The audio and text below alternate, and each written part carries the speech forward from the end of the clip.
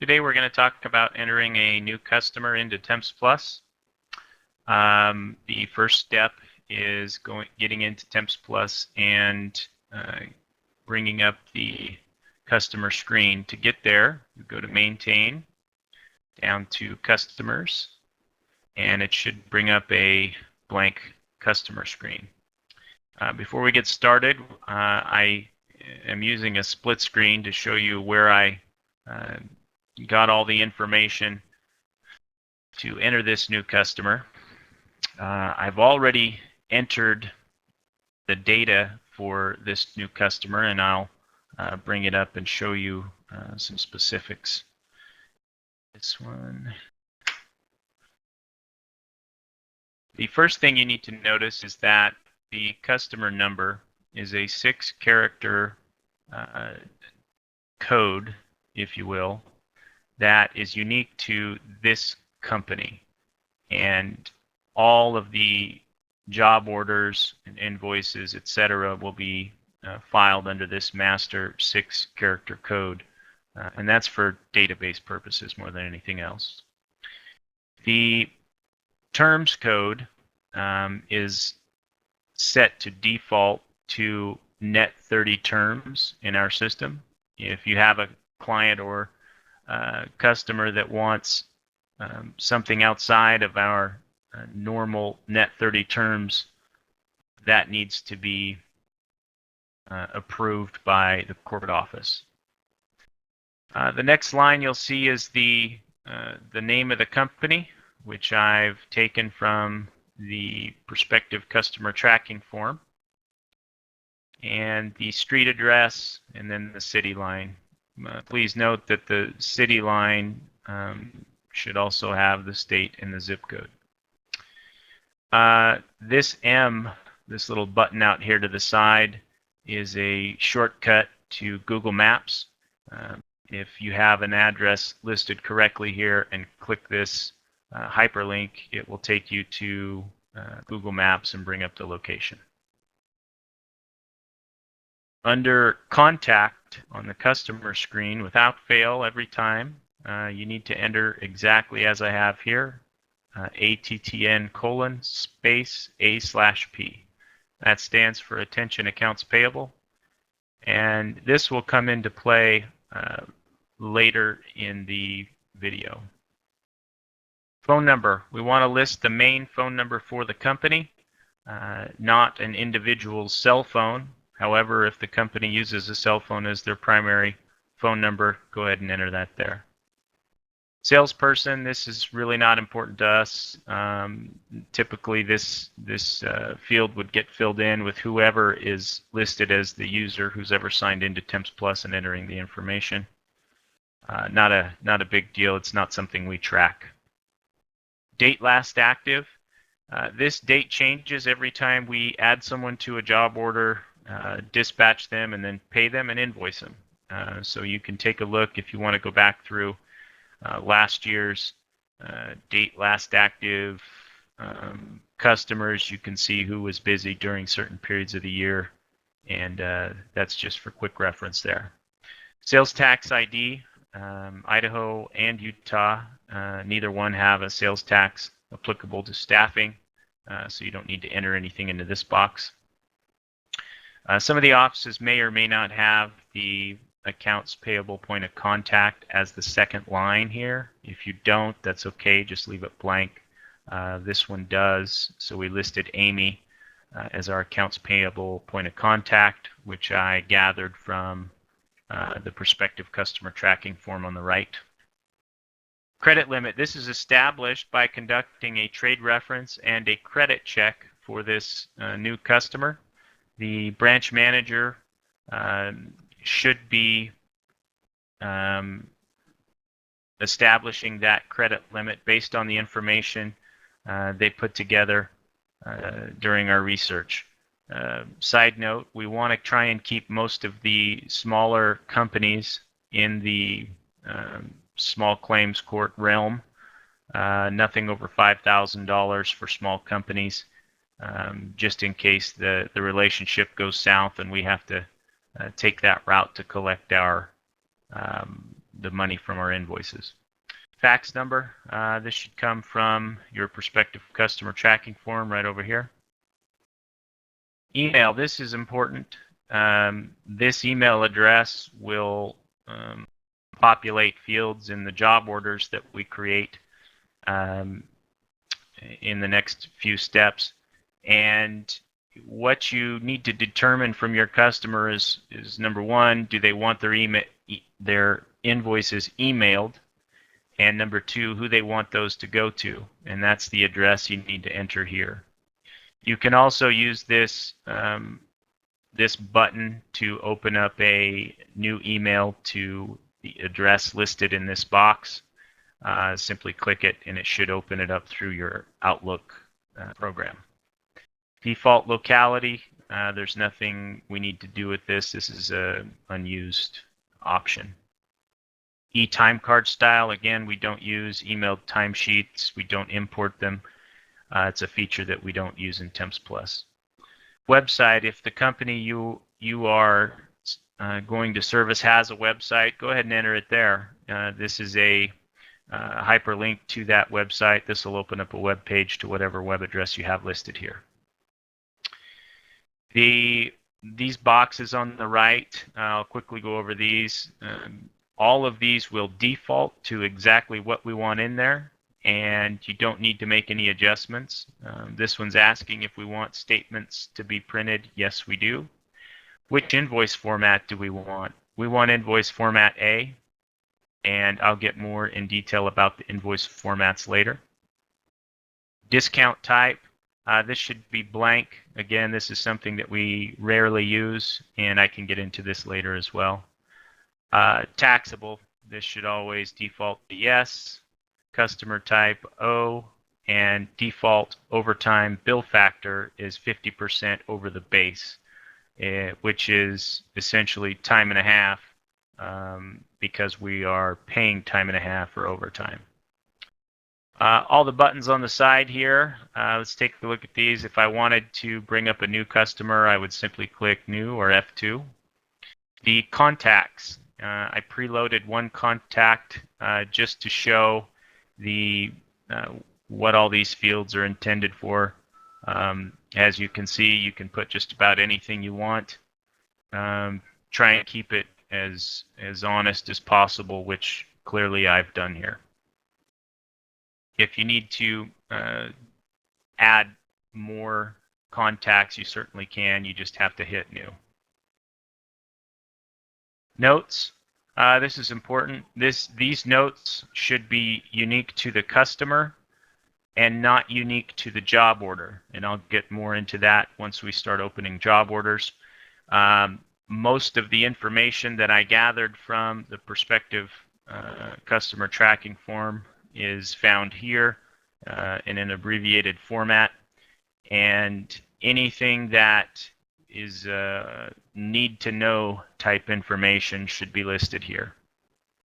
Again, this is not for specific job orders. This is more in line with information that is unique to the customer.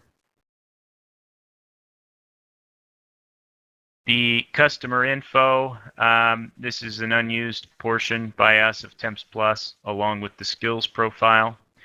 Quickly on the skills profile, at some point in the future, we will begin using these. Essentially, it's designed just like our applicant maintenance screen is, where we can enter keywords that are similar to the keywords that we've begun using for the applicants. The thought process behind identifying general skills as keywords for both applicants and customers is that you could do a one-click search for people who met the hiring criteria based on those general skills and quickly filter through those who don't. Rates, again, this is something that we don't use. You could assign a rate for your customers, markup over pay, or something to that effect from this screen. It's not something that we use. At some point in the future, we may. All of our rates are entered manually at this point. If this customer was late on invoices or had stopped making payments and perhaps was over their credit limit and we needed to suspend service, you simply have to click the button and it's going to tell you that service has been suspended. And that'll prevent any new job orders from being opened, and this should be kept in place until that suspension is lifted by the branch manager. Side note on these managers, if you do suspend service, please go into the notes and update the notes as to why, include a date, why the service was suspended. If we got everything worked out and needed to take this suspension off, you simply have to click it again, and it'll undo the move. It's very similar to the do not repeat button on the applicant side that you would use to prevent applicants from returning to a job order. Change number. If we needed to change the customer number for some reason, we certainly could here. Pretty much the only scenario I can think of is maybe the company changes their name, a significant name change, but you wanted everything else to stay the same. You could, in theory, go in here and change the customer number. Notifications would have to be sent to the corporate office to update them on what you're doing. And I would much prefer that we just create a new customer altogether if that's the case. Again, this would be not the norm, but you do have the ability to change those numbers.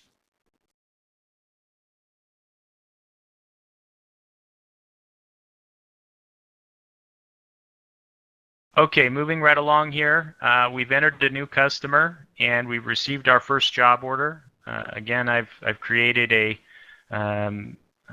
training job order here to use for instructional purposes only. From the customer screen, to open a job order in Temps Plus, you simply go to Orders and click Orders. It's going to ask you, do you want to create one? Yes, we do. One of the things I'd like for you to notice right away are the fields that are populated simply by opening the order. Now, some fields right away that need to be changed are the supervisor, and let's pull us back over. Job order.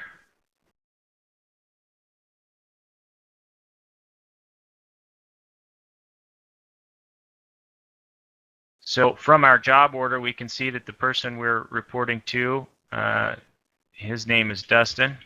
He sounds pretty awesome. And we're going to go ahead and save that. Another way to change the supervisor is to click on your contacts. If you've got them loaded, you can go ahead and enter that. Click on that contact. If there were multiple here, you just click on the one you want and hit OK. The worksite information. Actually, let's back up a little bit.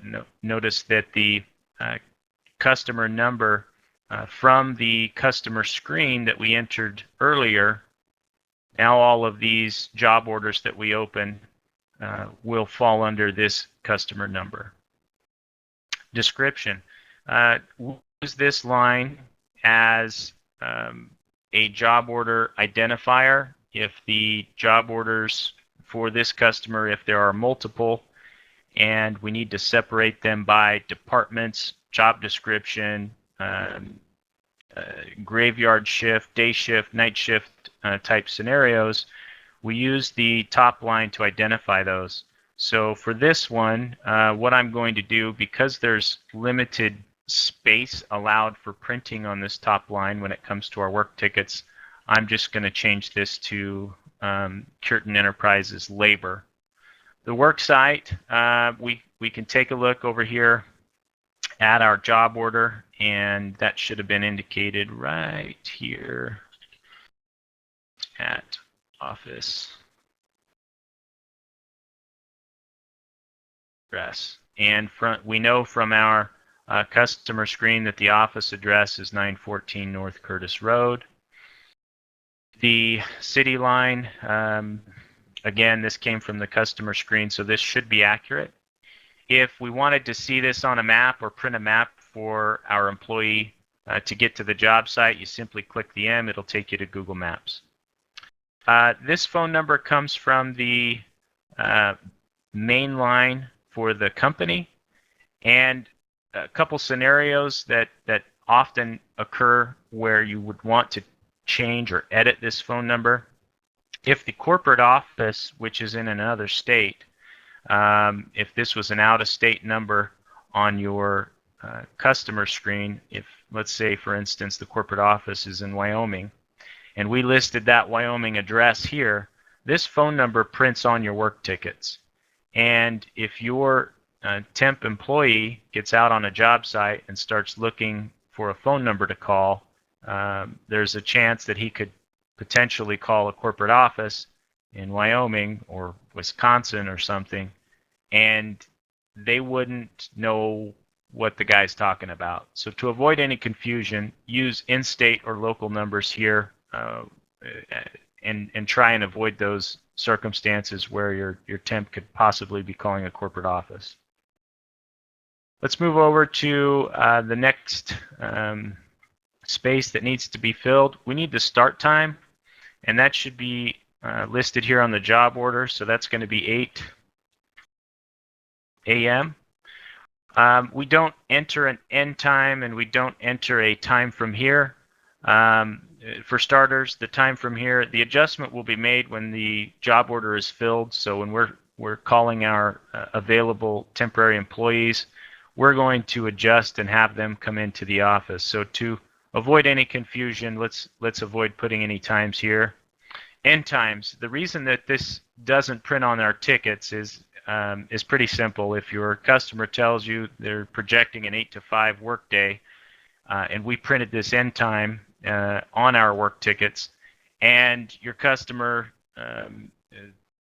just needs to have the guys stay for an extra half an hour or to an hour one day, there may be some confusion on your temporary employee's part, that maybe they don't get paid after the 5 o'clock drop dead time or something to that effect. So we leave this open-ended for a reason.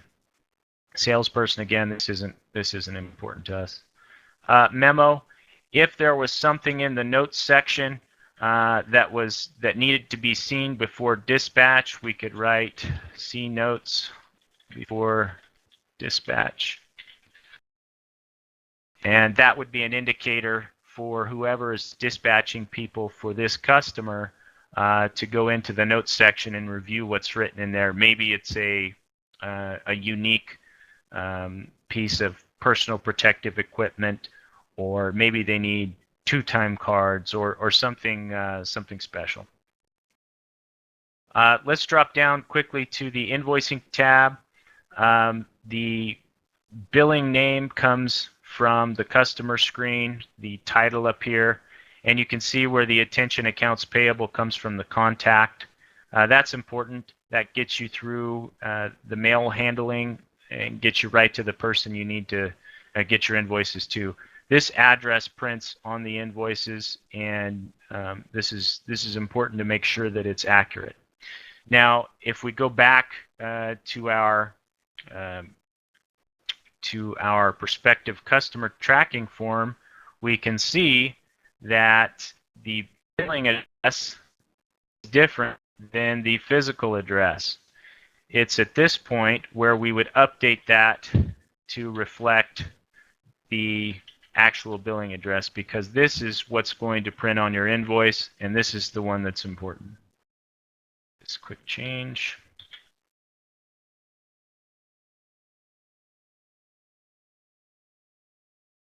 And that should be good. Purchase order number. If your customer is in the construction industry, or if they use purchase order numbers, those need to be listed here. We do not have them on our job orders. Not all companies require purchase order numbers, but it's absolutely something that's important, especially in the construction industry. A lot of them use purchase order numbers, and this is an accounting shortcut for them on the accounts payable side. whatever invoicing or whatever purchase order number system they have or use. Enter whatever they give you. For this one, we're just going to use Idaho. The invoice format. Okay, so invoice format A is by and large the number one format that we use for our customers.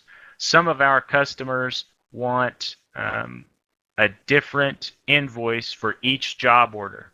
And what do I mean by that? If we had a job order for labor for this company, and maybe we had another job order for drivers, and they would prefer to have a separate invoice for each, we would simply change this format to B. And what B does is give you a separate invoice with a separate grand total on your invoice for each job order. So if that needs to be done, just go ahead and enter B right here. Email. If your customer wants to have emailed invoices, you need to have a valid email address here. Go on over to the next box, hit the drop down, select the format that you want those emails sent. So your invoice will come out as a PDF format, which is the standard. And unless they specifically tell you otherwise, please use a PDF. Sales tax, we don't use that. We don't use the Pennsylvania cost credit, and locality is also unimportant.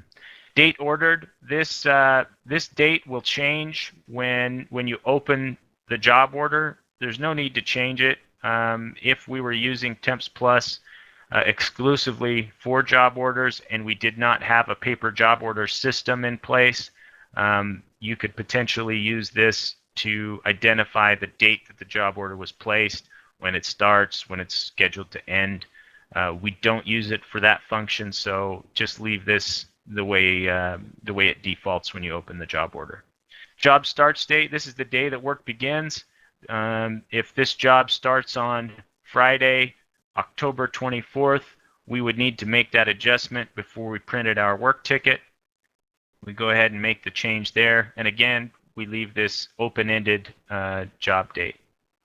Pay and bill GL subaccounts. This is an accounting option that we don't use. If we wanted to use Temps Plus for general ledger type things, we could use that, but we don't. Moving right along to tab number 2. This is where we enter our work codes and default pay and bill rates, and I get those from our perspective form, which I filled out earlier. From the form, I can gather that the comp code is 8810.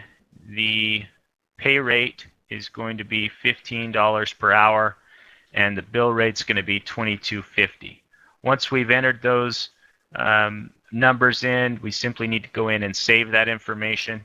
A lot of you ask if we use the number required and the number placed. We don't use those options. Again, if we were using Temps Plus in lieu of a paper job order system, we could use these, but because we don't, they're irrelevant. The pricing tab, we don't do anything in here. In fact, I would prefer that you just stay out of this area. This is where we could potentially offer a discount for high volume customers, or a shift differential, something to that effect. But this will default to exactly what we need it to be, so there's no editing required. Dispatching, we can print some print some dispatching reports from here. It's not a feature that we use very often. We have other reports in the reports library that we use. So this one's basically useless to us. Skills, if we had the skills profile set up like I talked about earlier with keyword skills, we could edit those or update them as we needed to. And then the email time, this is not a feature that we use in Temps Plus. This up a little bit. The next step is going to be our notes section. Okay, so for the notes section in a job order, you simply go to Notes, And I've pre-filled a lot of this already. So let's just take a look at the top here. If this is an important thing, anything important unique to the job order, please list that up at the top. No smoking on the premises unless given permission. Primary point of contact. This should be the person that knows about the job order, that one person that you can reach out to when you need to get answers for schedule for tomorrow. Did this person work? How was their performance? That sort of thing. Payroll week, just so we have that here in the job order. Screening requirements. If they have anything unique to them, list that here. Job description, obviously I don't have a big job description here, but if you had something more in depth, you can write it out and be as detailed as you need to. Safety equipment, so the personal protective equipment that they need to have on the job. For this one, they need to have flippers. And then kind of a summary here, anything that needs to be known by everybody about this job order, go ahead and enter that and save it. So from here, our next step would be to go into the other screen, enter the information that is going to print on our work tickets, the supervisor phone number, the job site address, and then any type of special instructions. For instance, this is across the street from the hospital. Job description. I don't want you to list underwater basket weaving. I want you to list labor, or like I mentioned earlier, if this was a driver job order, you would list driver. If it was an admin position, you'd list admin. To get too specific in here is really redundant. PPE required. This does not print on your work ticket, so if you need to have more space, you can type it out as long as you want. To summarize some of this other stuff, if we wanted to take a look at the history of this job order, how many people we've billed out, things of that nature, we could click this. We don't use it very much. We use the reports out of the reports library instead. If we wanted to close this particular job order, we simply have to hit F10 and close it. Rates, this is not a feature we use for Temps Plus. All these shortcuts, again, these are mostly for the scenario where we would not have paper job orders to use. You could use these to find your open job orders, things that still needed to be filled. So we're at the point where we want to place someone on the job order, and I'm using the term place just to grab your attention to this button. The place screen will go to your work codes. You need to select the work code that's appropriate. Obviously, underwater basket weaving is not a clerical job, but that's the one I used for instructional purposes only. Go ahead and click that top default pay and bill rate. And while I'm on that subject, all of the job orders that we open, if you have multiple pay and bill rates, you can list them here. You should always list your default pay and bill rate at the top. If you have a customer with multiple work codes, I would prefer that you open multiple job orders and separate your job orders by work code. This will just make everything a little easier when it comes to auditing, and it'll help prevent mistakes from placing someone under the wrong work code. Going back to the placement screen, select our default pay and bill rate. Let's find the employee that we want to send to work. And he sounds like a handsome fellow. We're going to go ahead and pick him. As you can see, the employee number defaults up here. Once we've saved that information, we can review the start date, pay rate, bill rate. All of this will default based on information that we put in earlier. Go ahead and save that. And let's go back to done. The placement screen is going to list this employee as active. Red in the placement screen means active. From here, we could go ahead and print, and that would print out our work ticket. A couple of the features that you should note from this screen. If we wanted to look at the history, you could click on placement history of this employee, and it will show you all of the different companies and job orders that he's been placed on, along with details about the placement info here. If you wanted to go to the applicant, maybe you need his phone number real quick, click on applicant. That's a shortcut directly to the applicant screen. If we wanted to put another person in, simply click insert. This is a shortcut to go to the customer information. We don't use that feature in Temps Plus. The job order screen, this one goes to other, so that's okay. Let's say we get a bad report on Mr. Cureton, which I can't believe we would, and he's been requested to not repeat to this job. You simply click do not return, and do you want to set that? Yes, we do. Now he can never be activated again for this job.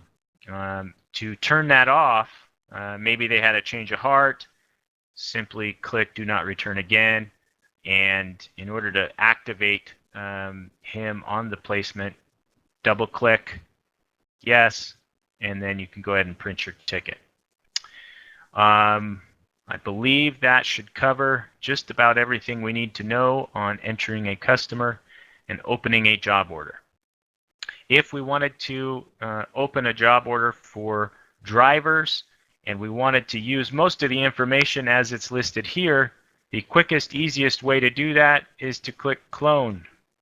As you can see, the little lock pops up here, and that is to signify that we've opened a new job order, and none of this information is saved until we click the save over here on the right. Let's go ahead and edit the fields that we need to. This will be a driver work order. The job start date, we can change that as we need to. If by chance this work code is different or the pay rate is different, let's say this one's 20 bucks an hour and the bill rate is $30 an hour, we can go ahead and edit that. Everything else should stay the same. All the preferences that you selected for the previous job order will be copied. Let's go ahead and save it. Check our other screen. If the work site information is all the same, you don't have any more editing to do. Cloning a job order is fairly simple. What I would recommend that you avoid doing is double clicking on the save button. A lot of times if we make a change in your job order and you see this lock pop up, we have a tendency to double click. And what I've just done is I created a new job order by double clicking. And we end up with a bunch of useless job orders in Temps Plus, and it can become confusing, so please don't double click on the save option. No, we're not going to save that. And this concludes our customers and job orders video.